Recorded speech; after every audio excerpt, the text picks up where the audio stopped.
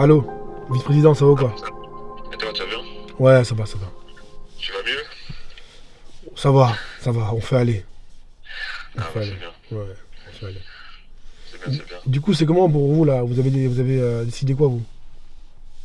On a décidé d'annuler tous les entraînements, Ouais, de toutes les catégories, d'accord. à part les seniors qui jouent mercredi. Ouais, Sinon, on a tout annulé. On avait même un déplacement mercredi chez un club pro des 8 jusqu'au 8-13 qu'on a aussi annulé. d'accord. Donc voilà, et on reprend normalement les entraînements à la rentrée à huis clos. À huis clos carrément. À huis clos, à huis clos. Histoire de marquer le coup, D'accord. on peut pas aussi. Et l'événement du jour, aujourd'hui nous revenons sur un incident survenu dans le monde du football amateur. À Villejuif, l'entraîneur de l'équipe U12 a été agressé par un parent un peu trop déterminé par la réussite footballistique de son enfant. Cet acte soulève de sérieuses questions sur les comportements abusifs et la pression dans le milieu du football jeune. Le football est la similitude et le paradigme de la société. C'est le seul sport au monde qui ressemble complètement à la complexité de la vie. Le foot est un fait social parce qu'il fait partie complètement de la société, par ses échanges, par son émotion, par sa possibilité de faire grandir socialement quelqu'un. Parce qu'aujourd'hui, le monde du football a bien évolué d'un point de vue financier ou du recrutement. Un enfant peut très vite signer et gagner beaucoup d'argent.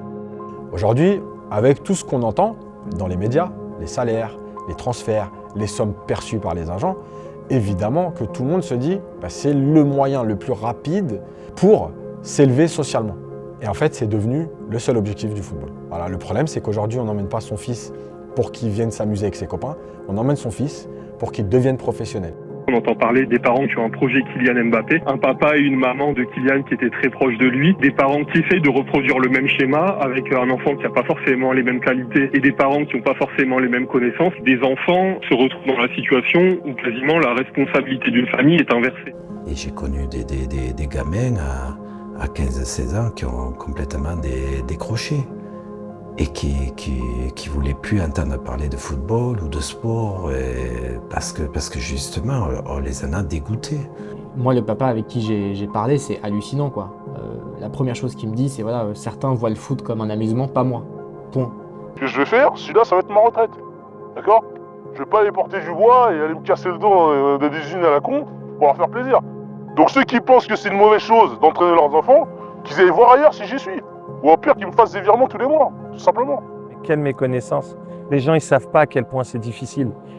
Ils ont 10 ans, les gamins, ils avaient 7, 8, 9, 10 ans. Ils disaient, ça y est, mon fils, il va devenir professionnel. 450 grammes. Le poids d'un ballon. Le poids d'une passion addictive qui se transforme en un poids écrasant lorsque celui-ci part à la dérive.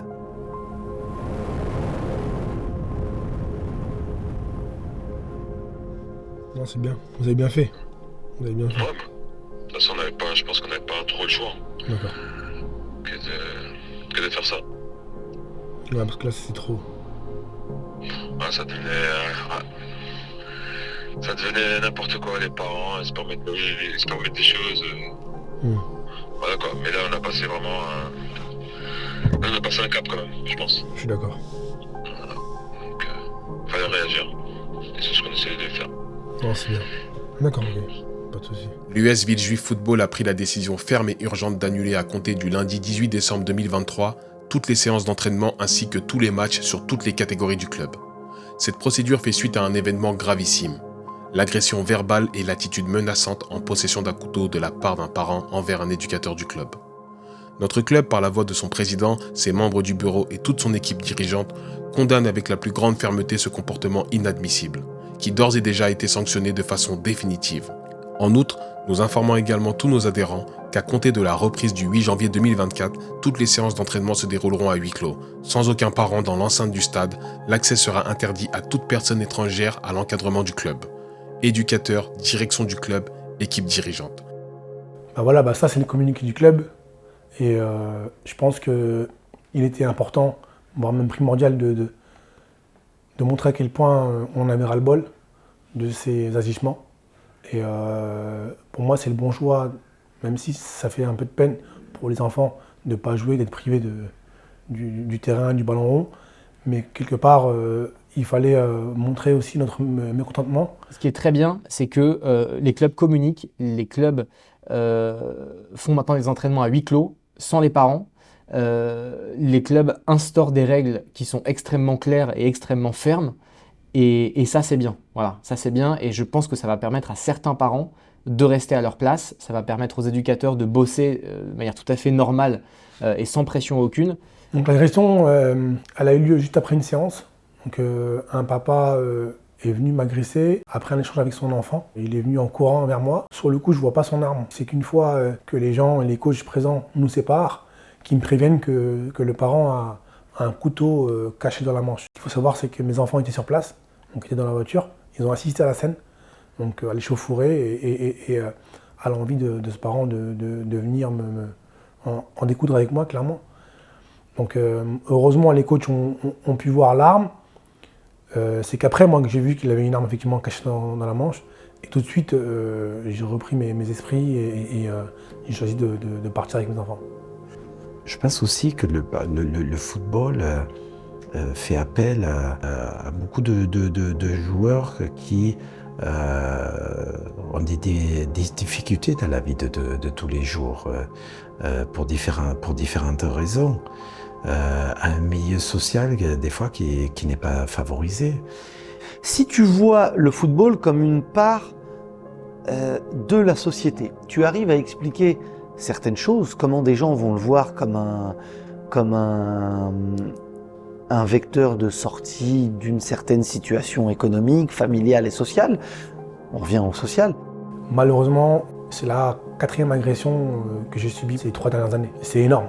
C'est énorme. Là, en début de saison, il y a un parent qui saute la barrière et qui rentre et qui me menace de mort. Là, aujourd'hui, c'est un couteau. Tout le temps, c'est le même discours. Hein. T'es pas juste, t'es pas juste. Sauf que ce qu'il faut que les parents prennent en compte, et tous les acteurs du football, c'est que sur 10 coachs différents, il y aura forcément 10 choix différents. Moi, la politique, c'est de leur expliquer qu'ici, c'est pas un centre de formation et qu'on n'est pas là pour former des Kylian Mbappé. Voilà. Que c'est peut-être un peu gros ce que je vais dire, mais tout le temps et l'argent qu'ils vont dépenser sur 10 années d'un plan de carrière qu'ils ont pour leur enfant, ils pourraient l'investir autant au loto qu'ils auraient autant de chances de gagner. C'est comme si un gamin, c'est un ticket de loto, il peut changer la vie de ses parents, la vie de toute une famille, donc forcément. Et quand je dis il peut changer, oui, mais il y en a combien qui changent la vie de ses parents? Après, le problème, c'est que quand on commence à mettre autant de pression sur un gamin, ben, il perd cette joie de vivre, cette insouciance. C'est-à-dire qu'il a déjà une pression. J'ai intérêt, les parents, ils sont là, il faut que tu deviennes footballeur professionnel. Bah ouais, mais tout le monde rêve de ça. Donc c'est compliqué et plus on va mettre de pression jeune à un enfant et plus ça va être difficile pour lui de réussir. Allez, top, c'est parti, accélérez. À fond, tirez bien sur les bras, les jambes bien droites, accélérez. Voilà. Dès qu'il est arrivé au deuxième rond, allez, tirez jusqu'au bout, hein, jusqu'à la plaque d'égout, les garçons. Jusqu'à la plaque d'égout. Allez. On aime le football. On fait ça parce qu'avant tout, on aime transmettre, on aime les gamins, voilà, c'est notre sport. Maintenant, on est confronté à un problème qui est en train de prendre de l'ampleur. C'est que dans un club comme le nôtre, on a 800 licenciés. Franchement, tout se passe bien, top. Mais malheureusement, tu vas avoir sur les 800 licenciés, je sais pas, 15-20 par an, c'est des poisons. Ça porte pas d'autre nom, c'est des poisons. Entre ceux qui ont des projets dans la tête, comme on dit en ce moment, c'est à la mode le terme, les projets Mbappé. Pour leurs enfants, ceux qui sont pris d'orgueil parce qu'ils ne comprennent pas pourquoi leur enfant est passé de la A à la B, de la B à la C, etc. Et bien ceux-là, ils te prennent toute ton énergie. Foot ou un autre sport, il ne faut jamais lâcher l'affaire parce que le sport, c'est ce qui va vous donner une certaine rigueur. Si vous êtes rigoureux, plus tard dans votre métier, vous le serez. Si vous faites n'importe quoi maintenant, plus tard dans votre métier, vous allez sûrement faire un métier que vous n'allez pas aimer et vous allez vous lever tous les matins en étant dépité. Alors que si vous êtes déterminé, vous allez peut-être créer quelque chose, un métier, aller bosser dans ce que vous aimez. Donc souvent les parents, c'est quoi? Parce que derrière, ils ont un projet. 50% des parents, ils ont un projet. C'est le projet Mbappé. C'est le projet, je veux que mon gamin il aille loin, je veux qu'il signe loin, je veux qu'il aille loin. Moi, c'est honorable, il n'y a pas de problème. Chacun il a les objectifs qu'il veut pour ses enfants. C'est un mot qui revient tout le temps. C'est pas du tout faire du sensationnalisme ou faire du buzz parce qu'on cite Mbappé, qui n'y est absolument pour rien d'ailleurs. Mais ce projet Mbappé, il est présent partout. Autour des terrains, chez les parents, et c'est un truc absolument terrible en fait. Mais est-ce qu'ils sont capables de mettre cette énergie-là derrière l'école? Est-ce qu'ils sont aussi rigoureux et déterminés quand ils viennent au foot que quand leur gamin il va à l'école ou quand par exemple ces gamins ils font pas leurs devoirs ou ils ont des retards de devoirs. Jamais. Ça c'est une réalité. Si on prend le projet Mbappé, au départ, c'est pas un projet, c'est juste un gosse qui aime le foot et qui s'avère être extrêmement précoce. Et tout l'environnement le voit, les parents en premier. Et le retour de l'environnement, c'est justement que ce garçon a quelque chose. Il a un talent supplémentaire, en tout cas, il a des bases pour construire un talent. C'est ce qui va se passer, c'est que l'avantage d'avoir un père éducateur, de surcroît à Bondy, là où il y a des infrastructures de qualité, là où on a déjà formé beaucoup de sportifs pros, foot, mais pas que, ça va aider. C'est-à-dire qu'il est né au bon endroit, dans la bonne famille, avec finalement les infrastructures d'une ville de banlieue qu'on présente souvent de manière caricaturale, mais qui est finalement un vrai incubateur à champions. Et ce qu'on voit, c'est que beaucoup essaient de copier. Sauf qu'on ne peut pas copier la famille Mbappé, Bondy, on ne peut pas rassembler tout ça. Et donc aujourd'hui, on a beaucoup de gens qui essaient de reproduire quelque chose sans le comprendre. Bon allez, on va travailler un petit peu la conduite de balle là. Ok. On va commencer avec un petit footing, rapidement. Après on va faire une petite conduite de balle et après on va faire quelques petites frappes. Ok. Les passes et tout, on s'en fout. Je veux que tu mettes des buts et que des buts. D'accord mon grand? Allez, check là. Voilà. Là c'est bon. Allez, on y va. Allez, footing jusqu'au terrain là. Allez, c'est parti. En léger. Allez. Allez, cavale jusqu'au terrain là. Comme ça tu vas arriver chaud. Allez. Je te rejoins derrière. Passe par l'air, direct. Allez. Moi, ce que je vois, c'est beaucoup de frustration en fait derrière. Je pense que les papas font ça de manière presque inconsciente, mais il y a clairement aujourd'hui une frustration d'une carrière ratée, passée, ou alors le fait tout simplement de vouloir en fait faire de leur enfant un projet de famille, un projet financier, de vouloir concentrer toute la frustration et tout l'espoir aussi d'une réussite future dans leur enfant. Alors regarde, il faut que tu apprennes un truc, rappelle-toi bien. Tu te rappelles la feinte que je t'ai montrée la dernière fois? Quand tu arrives face à l'adversaire, d'accord? Tu fais la petite feinte, tu fixes, hop, et tu pars sur le côté. Tu te rappelles ou pas cette feinte-là? Parce que regarde bien, regarde bien. Le ballon, donc il est devant toi. Tu t'as poussé une première fois, tu fixes, tu fais une feinte et tu pars de l'autre côté. Parce que les recruteurs dans des grands clubs, ce qu'ils aiment, c'est les joueurs qui dribblent bien et qui effacent bien. D'accord? Donc si tu veux taper dans les joueurs recruteurs, il faut savoir feinter les joueurs. Allez, c'est parti, tu me l'as fait celle-là. Et tu me l'as fait bien, hein. Sinon, tu n'auras pas de goûter. Maintenant, je dirais, encore une fois, il y a trop de pression. Des fois, j'ai vu un père qui prenait son enfant, qui lui faisait répéter, et qui le grondait, qui l'engueulait, qui bougeait. Il était tout seul et il devait faire des... Mais c'est impressionnant, mais... Comment le gamin peut accepter ces choses-là sans être touché? Où est l'envie? Où est le plaisir? Et j'ai connu des gamins à 15-16 ans qui ont complètement décroché. Là, c'est le deuxième garçon que j'ai. Le premier, on a essayé d'être gentil, de les laisser faire, que ce soit les entraîneurs qui lui inculquent les valeurs du football et ce que nous on veut dans le football. Donc là, sur le deuxième, je sais que j'allais pas me rater. Voilà, donc là, maintenant, c'est des entraînements. Il a que 5 ans, je sais, mais c'est comme ça. Hein. Dans la vie, il faut créer de l'action, il faut manier le truc pour pouvoir faire en sorte que ça marche. Donc maintenant, c'est entraînement le mercredi avec son club, match le samedi et le dimanche, un peu de travail de conduite de balle, de la frappe, un peu de 15-15. Le joueur s'exprime avec ses qualités, chacun est différent. Chaque parcours est différent.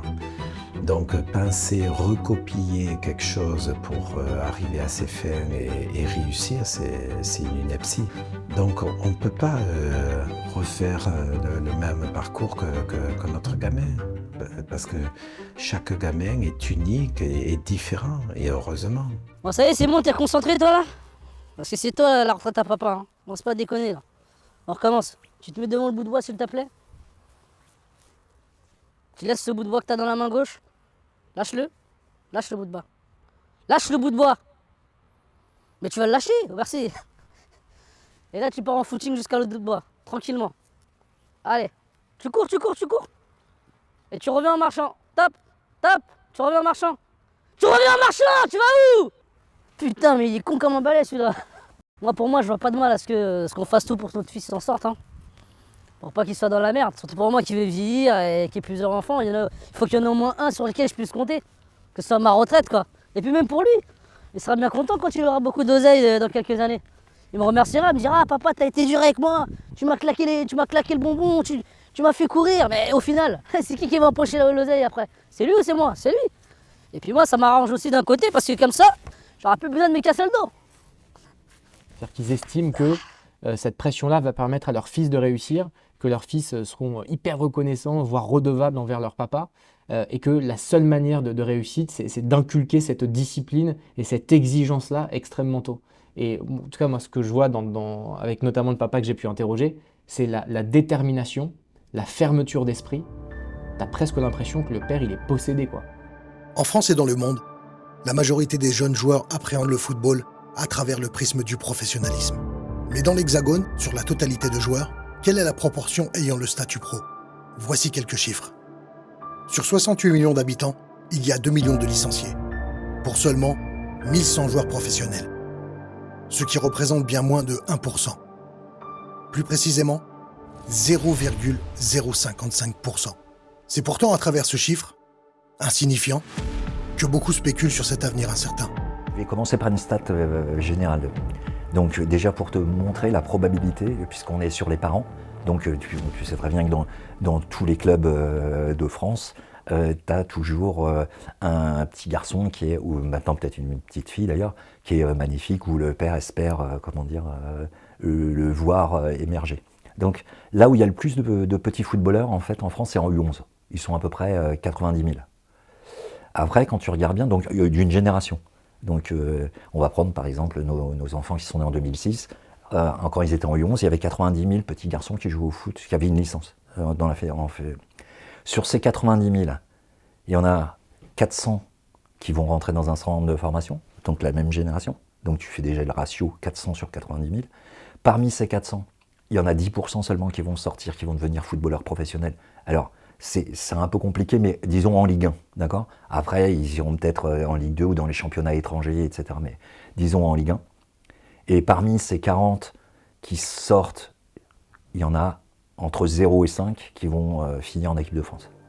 Voilà. Donc ça, c'est la stat générale.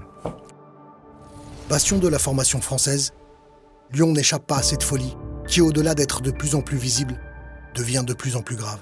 Je peux vous raconter une histoire qui est arrivée dernièrement dans le club dans lequel je coach. Nous avons eu affaire à un parent d'un gamin qui n'était pas content et qui est venu au stade avec un revolver.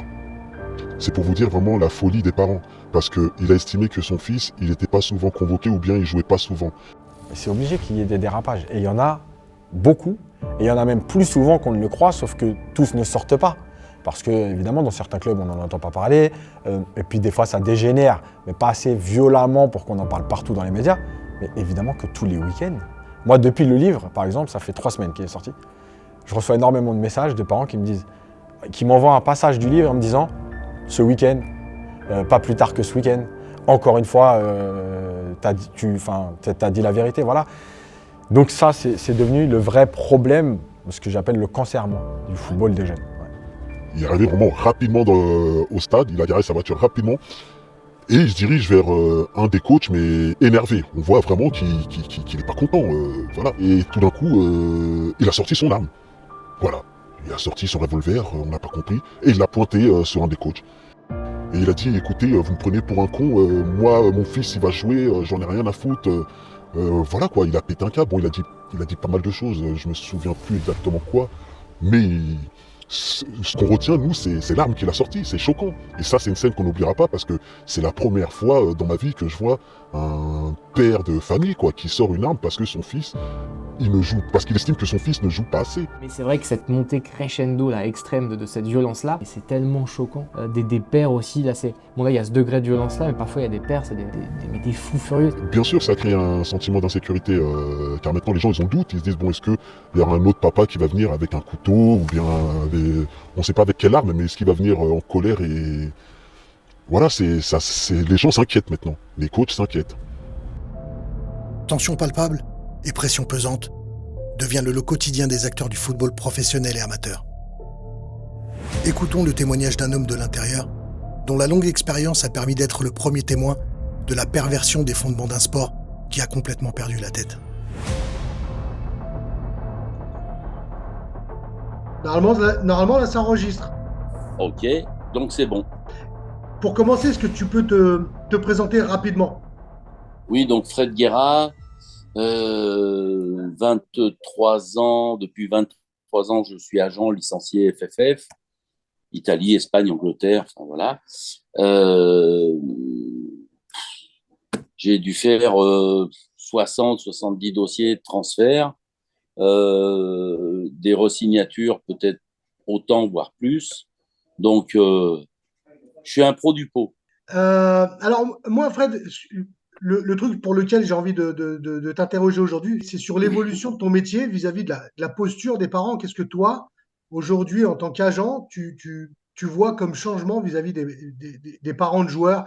Lorsqu'on va prendre une grande évolution, c'est-à-dire que le gamin va commencer à rentrer dans un centre de formation, et ça, c'est pour avoir échangé avec beaucoup de directeurs de centre, beaucoup d'entraîneurs dans les centres de formation qui m'expliquent que travailler, ça devient très, très difficile. Bien souvent, ils sont obligés de fermer les entraînements des jeunes au public, que les parents demandent une explication à chaque match, qu'il y a des pressions. J'ai l'impression qu'aujourd'hui, on vit dans une société qui est tellement fragilisée qu'ils en ont oublié l'essentiel. L'essentiel, ils le ramènent à l'argent. Et lorsque je vois l'attitude des parents,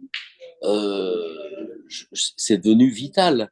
C'est que je me rends compte, par exemple, sur les jeunes joueurs que je gère, je leur demande comment ça se passe. Et en fait, quand le père va le récupérer à l'entraînement, comment ça s'est passé? Et un tel, est-ce qu'il était meilleur que toi? Est-ce que tu as pu lui rentrer dedans? Est-ce que tu lui as fait mal? Après, pendant le repas du soir, c'est encore la même musique. Et va te coucher de bonne heure, parce que demain, tu as entraînement.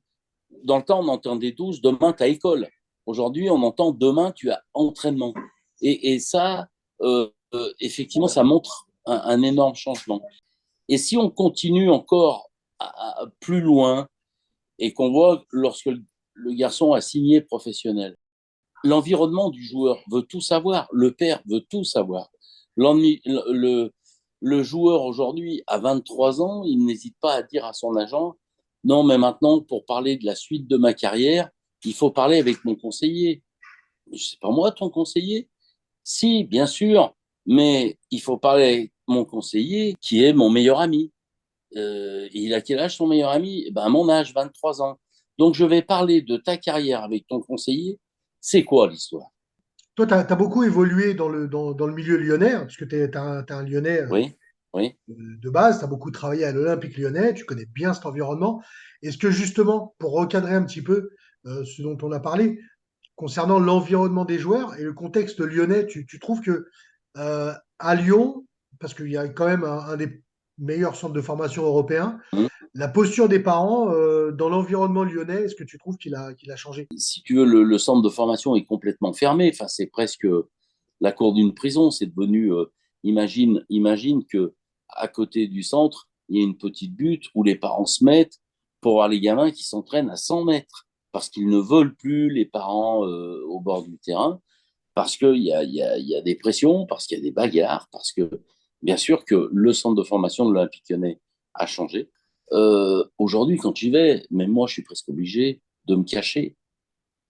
Tant je prends des regards de travers parce que les gens me connaissent, savent qui je suis, et lui, qu'est-ce qu'il fout là? Il y a quelque chose à repérer, parce que si Guerra est là, ça veut dire que dedans, il y en a un qui est, tu vois. Donc, je vois ces façons d'opérer, et je dis, mais mon Dieu, que les parents sont crédules. C'est une horreur. Le centre de formation, c'est devenu une horreur. Je n'y vais plus. Dans les stades, le problème ne se situe pas que d'un seul côté de la main courante. Côté terrain, des éducateurs toxiques contribuent à cet incendie dévastateur.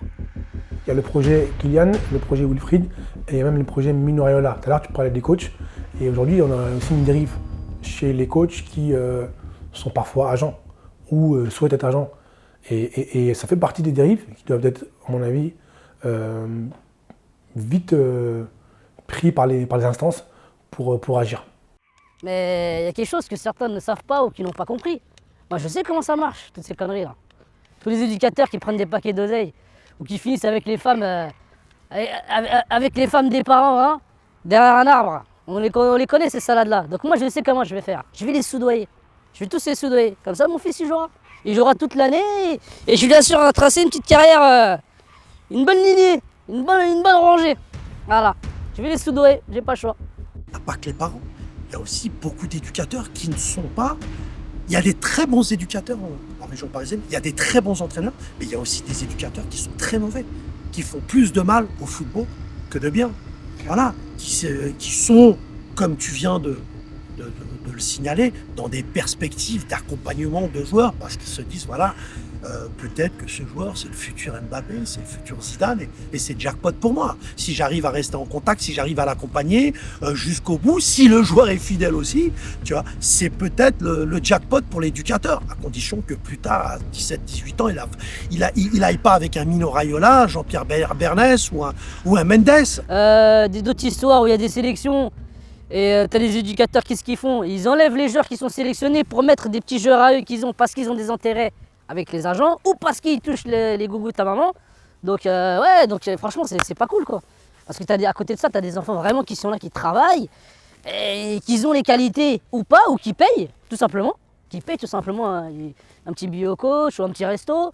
Ou alors carrément des fois, c'est on ouvre le coffre, on envoie tout ce qui reste du restaurant, hein, dans les arrière-salles. Comme dans toute corporation, il peut y avoir des éducateurs qui font pas leur travail ou qui le font pas bien.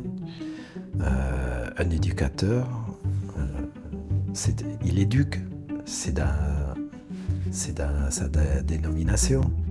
Je te promets pas de résultat, je te promets pas de place de titulaire dans telle ou telle équipe, je te promets pas de jouer un poste, je te promets pas que tu vas marquer des buts, je te promets pas que des agents vont venir te voir, je te promets pas que tu vas partir dans des clubs. Si tu fais ça, t'es éducateur ou t'es intermédiaire?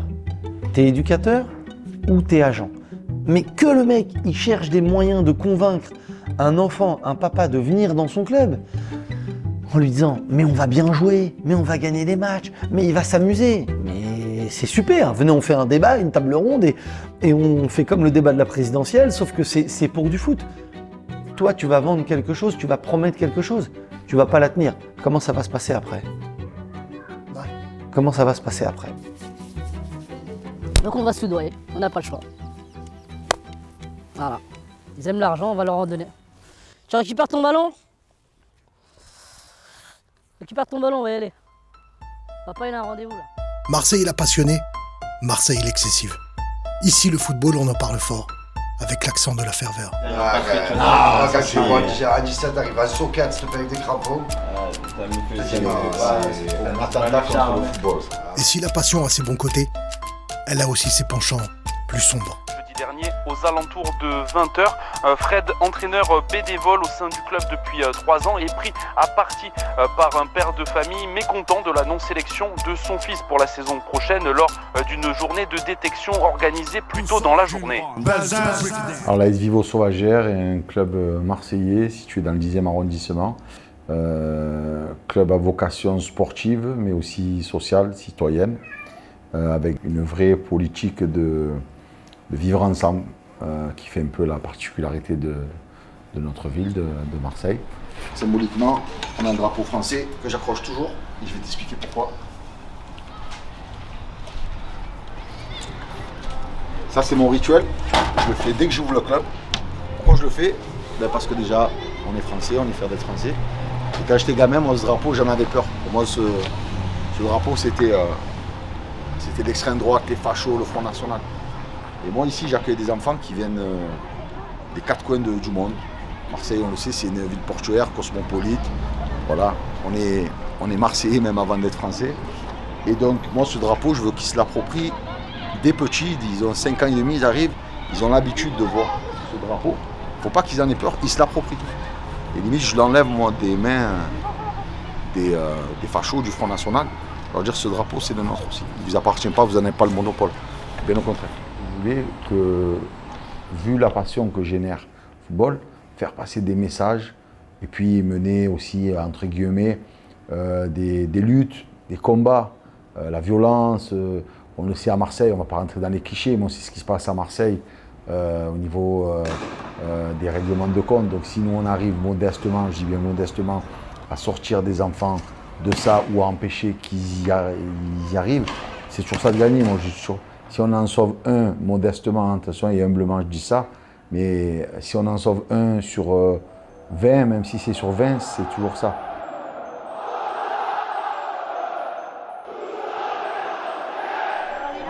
Allez, j'ai brûlé. Dire la vérité, le PSG est meilleur que l'OM. Ah. Allez les Bleus. On est à Marseille. C'est une honte de dire ça, c'est une honte. Bon, Marseille qui se respecte. Maestro, il est là, Zizou. Bon, tout le monde le sait, dernièrement, on a eu un éducateur qui s'est pris un coup de couteau et un coup de tête par un parent parce qu'il a eu le malheur de lui dire que malheureusement, au vu des effectifs, du manque de bénévoles, on ne pourrait pas prendre son fils l'année prochaine. Les faits se sont déroulés juste derrière moi, devant les grilles du stade de l'ASC Vivo Sauvagère. Jeudi dernier, aux alentours de 20h, Fred, entraîneur bénévole au sein du club depuis 3 ans, est pris à partie par un père de famille mécontent de la non-sélection de son fils pour la saison prochaine lors d'une journée de détection organisée plus tôt dans la journée. Parce que bon, l'affaire a été médiatisée. Ouais, mais aussi l'élite, mais il n'y a pas d'élitisme. Mais si on prend des gamins qu'on ne s'en occupe pas, vous les premiers, les parents, vous allez nous tomber dessus. Donc à un moment donné, il faut savoir ce que vous voulez. Nous, on a fait le choix de respecter les enfants, les parents et de limiter par le nombre de places. Maintenant, s'il m'arrive demain 50 éducateurs bénévoles, je les prends les gamins. Je vais à ma voiture pour récupérer des clés dans le coffre. Et à ce moment-là, je vois cette personne qui arrive sur le côté, donc je la vois pas arriver, qui me met un coup de tête à l'arcade et sort un couteau de boucher et me met une pression sur le poignet. Ça fait 26 ans que je suis sur les stades, donc je ne suis pas un novice. Mais ça, j'ai jamais vu. Dans mon club, j'ai jamais vu. On a des parents casse-pieds, on en a tout le temps. Ça fait partie du job, même si je précise, nos éducateurs sont bénévoles. Ça fait partie du package. Mais il y a casse-pieds, et après, sortir un couteau, mettre un coup de tête, là, je veux dire, ça dépasse l'entendement. Là c'est bon, on est dans plus rien. C'est même plus de la bagarre de rue, c'est n'importe quoi. Des parents mécontents, on en voit, on discute avec eux, ça se passe super bien. Mais là, comme ça, puis il y a eu l'agression, les insultes, les menaces de mort. Donc c'est très compliqué. Mais on n'a pas à essuyer des violences pour du football. Ça reste du football et c'est le passionné de foot qui le dit. C'est-à-dire que les gens, ils ne comprennent pas que dans les hôpitaux, il manque des soignants. Dans l'éducation nationale, il manque des profs. Et dans les clubs de foot, il manque des bénévoles. Sauf que encore, il y a toujours, c'est leur métier, ils peuvent en vivre. Nous, je le répète, c'est du bénévolat. C'est la bagarre ou parce qu'ils parlent fort? Donc respectez, je vous le dis, respectez vos positionnements, faites bien tourner le ballon.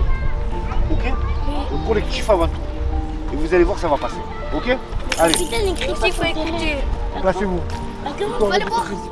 Je te dis, putain, je suis bénévole, je ne prends pas un centime, je me prends la tête avec les parents et on en vient presque à peut-être perdre la vie parce que j'ai un coup de couteau, on s'est commencé. Hein.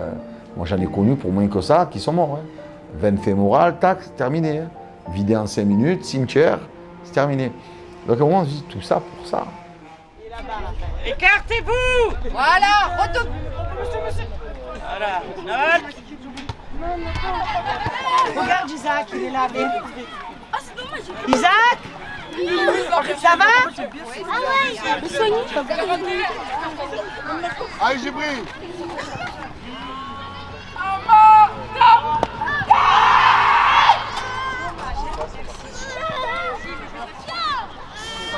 Bien souveraine. Pas mal. Une défendu.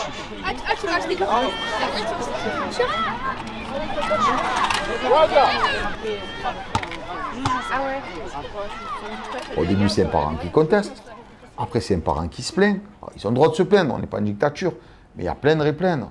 Je veux dire, quand à un moment tu te plains que c'est pas ton fils qui tire les coups francs, que c'est pas ton fils qui est capitaine, c'est pas ton fils qui est ci, que là, tu es là pour qu'il joue au ballon ou tu es là pour...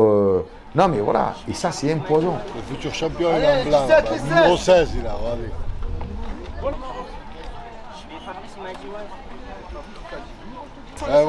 Ouais, les petits, même les petits le connaissent. Ah ouais, c'est futur Sardou. Moi j'ai juste un mot à dire, allez l'OM. Montagne. Nouvelle montagne, vous allez voir. On va le retrouver où? Celui-là, là. Et nous, monsieur, vous ne filmez pas?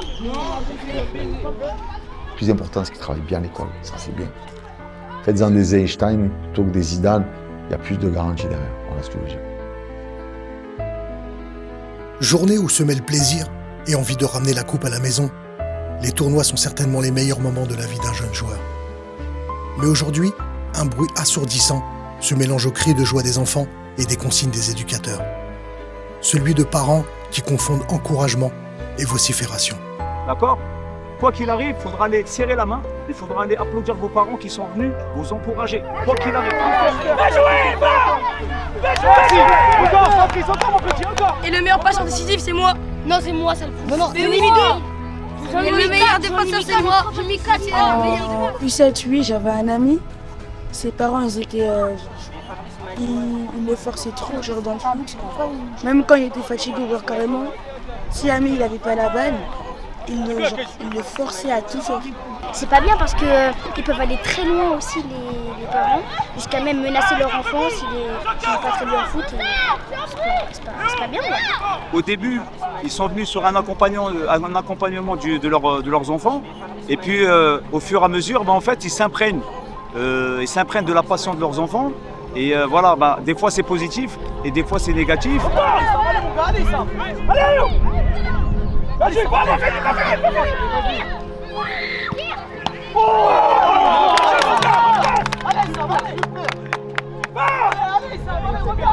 bien les gars. Allez, encore, on lâche pas, on sert sur lui. Regarde. Ok, très bien. Merci, Serge. Voilà, t'as vu, regarde. Relève-toi, merci. Encore, Patrice, encore mon petit, encore. Encore, Patrice, encore. Encore. Ouais, prends-la.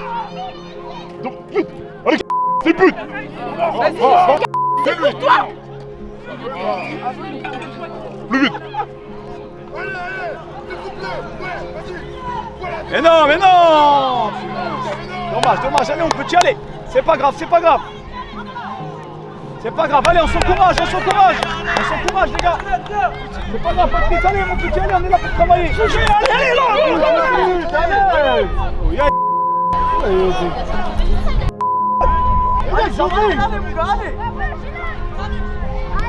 Allez, attention, Patrice, il y en a une, faut la mettre, elle va arriver, on peut prépare-toi. Ok, sors d'ici, il a vu les mains, fais-vous plaisir. C'est quoi ce plaisir? On se fait plaisir. Ouais.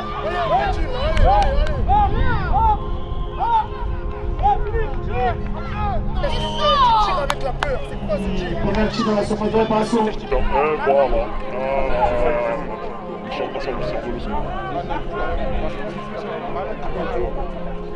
Allez, sors. Jean. Mais parfois, voilà, on peut être sur des tournois où on voit des parents aller à l'excès, alors que voilà, leur enfant vient passer une bonne journée. On a l'impression que c'est les parents qui sont sur le terrain et c'est surtout les parents qui veulent le trophée. Donc comme je leur dis à chaque fois, des trophées, il y en a à Decathlon, il y en a à Intersport, on peut aller s'acheter des trophées. Ça peut faire monter le stress, par exemple. Là, par exemple, tu joues et tu vois, il y a tes parents qui sont en train de te menacer, de crier, de faire monter le stress. Ça peut être très perturbateur. C'est la pression parce qu'on veut leur faire plaisir, parce qu'ils se lèvent pas tôt le matin pour nous faire. Ça dépend. Si c'est ta mère, c'est un plus. Elle va te dire ah, c'est pas grave, mon fils. Oui, et quand c'est les pères, c'est la pression. Alors, c'est la pression. La pression quand c'est le père. Mes grands-parents et mon père, c'était déjà, on ne te dit pas que c'est bien, mais on te dit que quand c'est mal. Quand c'est mal, on te le dit. Quand c'est bien, on ne te dit pas. Et j'ai dit, oh, papa, pourquoi tu me dis ça, toi? Tu peux pas me dire quand c'est bien? Non, quand c'est bien, je te le dis pas. Tu dis quand c'est mal. C'est ça, les gars. Allez, c'est les pénaltys. Bien sûr que c'est les pénaltys. À 0-0. Je suis déjà content de vous, les gars. Venez. venez. Allez, tout à l'heure, il y a les pénaltys. Pour rester soudés. C'est pas grave, Patrick, c'est pas grave. Les gars, je vous ai dit quoi, on est là. On joue avec le plaisir, mais il faut jouer avec le plaisir jusqu'à la fin, les gars. C'est pas on gagne, on se fait plaisir, et quand on est en difficulté, eh ben on parle de plaisir. Non, le plaisir, même dans la difficulté. D'accord? Vous êtes prêts, les gars? Celui qui a envie, les gars. Allez, on fait confiance, on fait confiance. Ouais. Oh, dommage, c'est bien tiré, c'est bien tiré. Allez, Liane. Rapide, dans la tête. Il est gay. Il va faire le dingue. Allez, Ryan.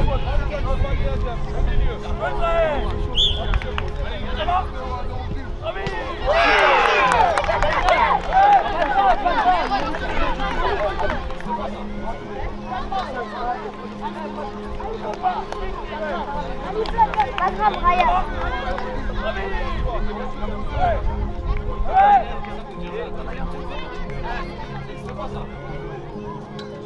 Mais pourquoi Myron il tire là? Parce qu'il a l'habitude, c'est un joueur qui est déjà surclassé, qui a des joueurs qui mais ces joueurs-là, c'est des gamins, ils sont pas expérimentés. Après voilà, ils ont fait un bon match, quoi qu'il en soit. On a raté des actions, eux ils ont raté des actions. Peut venir, parce que les parents sont différents. Il y a un parent qui peut venir, c'est arrivé, me dire ah mais on aurait dû faire ci, ça. Donc moi je suis dans l'écoute et après dès qu'il a fini, par respect, je lui réponds tout simplement que on est là dans l'apprentissage. Le joueur peut faire des erreurs, mais aussi l'éducateur, dans les choix, dans les remplacements, dans la tactique, bien sûr.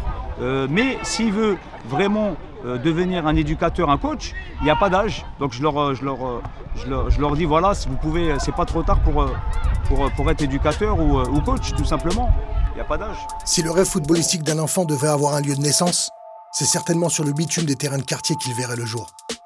Football des origines, royaume de l'imaginaire, lieu d'expression d'un football qui pense dessiner l'avenir à coups de gestes techniques. Mais aujourd'hui, l'environnement de tout l'écosystème du football n'a-t-il pas semé la confusion dans les têtes de ces jeunes rêveurs, qui confondent de plus en plus objectifs sportifs et moyens de se sortir d'une condition sociale? Mon rêve, c'est d'être footballeur. Mon rêve, c'est d'être footballeur. Mon rêve, c'est d'être footballeur. Footballeur et de mettre bien à maman. Continue le foot jusqu'à la mort. Sois fou. Je reste mon rêve.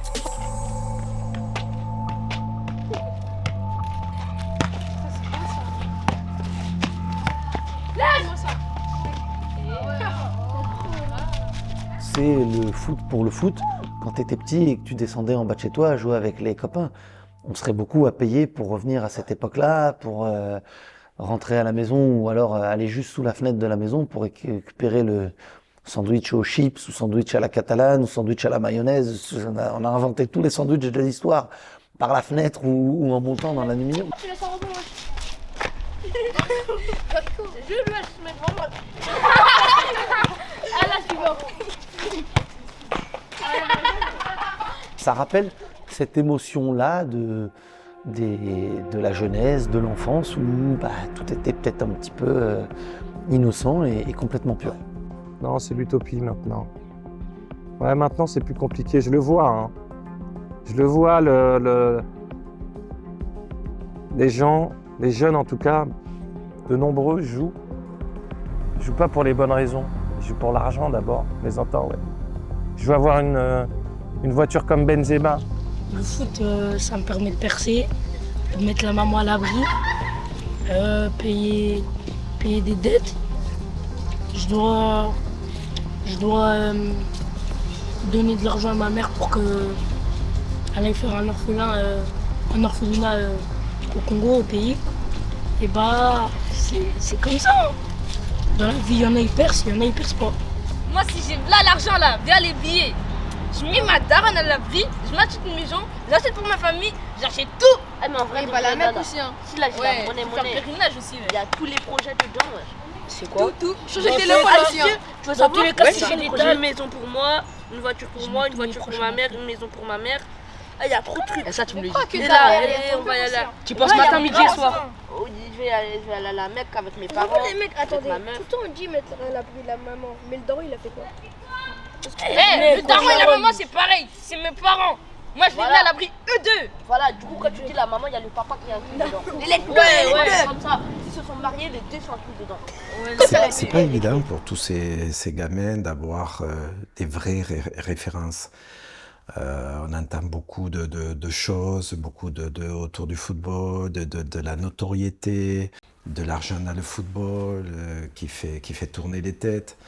Des parents qui se disent si mon fils a des qualités, on peut peut-être en profiter pour faire vivre la famille. Et parfois on le regarde comme la solution pour gagner de l'argent. Il n'y a pas de plan B, c'est toujours dans le foot. Et un plan B, c'est soit entraîneur, soit arbitre. Genre que dans le foot. Arbitre. Ouais. Manager.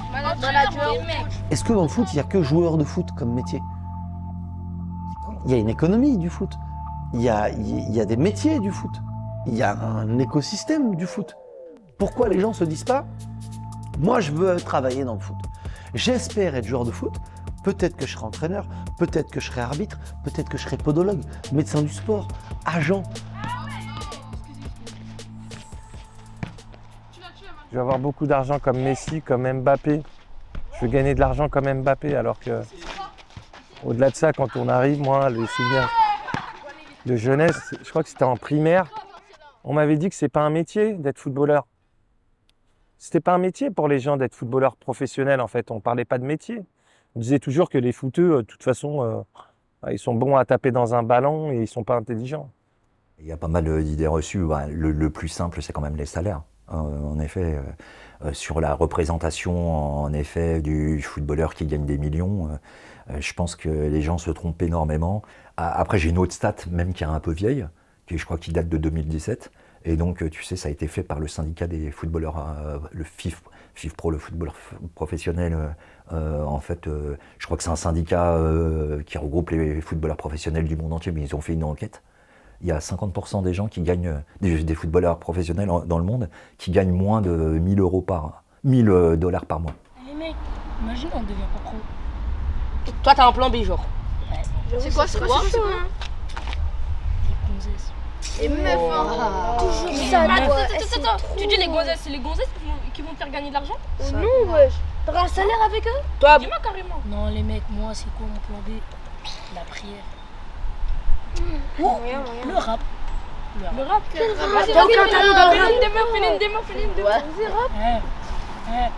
Moi, je voulais signer pro. Vas-y, stop. Arrête. Tu vas dire comme tous les grands, t'as l'examen croisé? Oh non, arrête.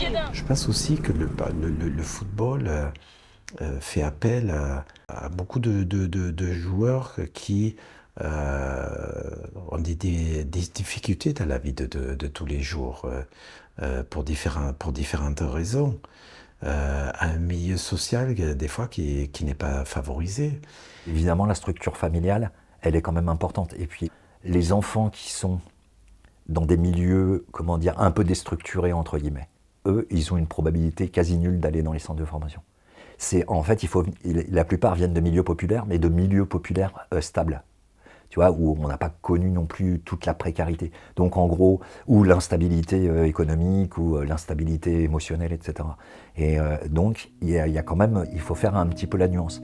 Mais on oublie que ce sont souvent des gamins qui arrivent dans un milieu féroce, avec énormément de pression autour d'eux. Dans tout environnement, il y a de la violence symbolique, il y a de la violence sociale, et donc dans tout environnement professionnel, il y a ce type de dérive. La seule différence, c'est que là, on ne fait pas appel à des adultes, on est avec des gosses. Et on l'a vu avec par exemple Thierry Henry, qui s'effondre en parlant de la relation qu'il a avec son père, et qui, quasiment 20 ans après, vous explique qu'il a été en dépression quasiment toute la carrière. Moi, j'ai perdu celui qui était avec moi en chambre, j'en ai fait un documentaire, mais on ne te demande pas dans quel état tu es psychologiquement. On s'en fout, tu dois être bon, tu dois performer. The show must go on. Alexandre. Son ami de chambre au centre de formation du RC Strasbourg, devenu son ami proche, mettra fin à ses jours quelques semaines après ne pas avoir été conservé par son club formateur. Tout comme Jérémy Wisten, jeune prometteur de Manchester City, qui n'acceptera pas de voir son rêve s'effondrer du jour au lendemain. après avoir été licenciés du centre de formation. Dans leur dérive, les parents, les éducateurs, les clubs doivent prendre conscience que ce sont les jeunes qui payent le prix fort, le jour où la réalité impose à tous de passer de la beauté du rêve au pragmatisme d'une vie qu'ils n'avaient pas envisagée. Dites-moi en fait. Quand t'es grave bien sur chaud, la gueule. Allez, venez.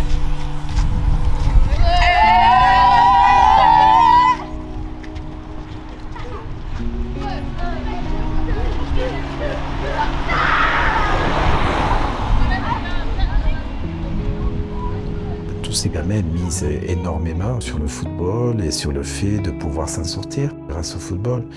Et donc, c'est un échec pour eux. Et là encore, l'environnement est très important. Parce que s'il est vécu tel, et avant tout par des parents ou un environnement, un entourage du joueur qui vit cet échec à travers leur gamin ou leur ami, mais ça c'est destructeur pour le gamin.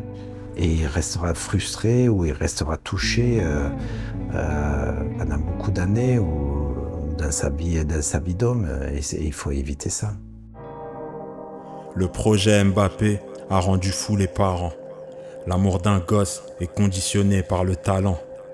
Une bombe à retardement, un adolescent sous pression. Tu vas gonfler d'autres stats, suicide et dépression. Que vaut le foot sans le plaisir? Ils ont pété les plombs depuis que Paris dépasse le Brésil. Fuck les agents pour enfants, de gros mythos. Si je récupère la Fédé, ils joueront tous à huis clos. Où est passée l'insouciance? Les fins de mois sont difficiles, mais tu payes d'autres séances. Ils en ont fait une polémique, j'ai envoyé la version soft. Ralenti sur les menaces quand le fiston loupe ou le fiston sort. Achat de followers sur Instagram, visibilité avant épanouissement, ça devient grave. Ce milieu me terrifie.